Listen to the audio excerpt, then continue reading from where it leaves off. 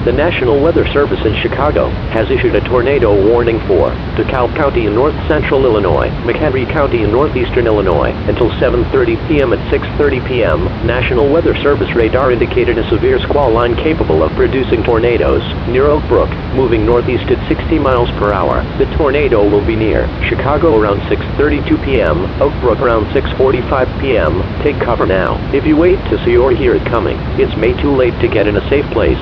Repeating, a tornado warning has been issued until 7:30 p.m. for the following counties: DeKalb and McHenry, Illinois.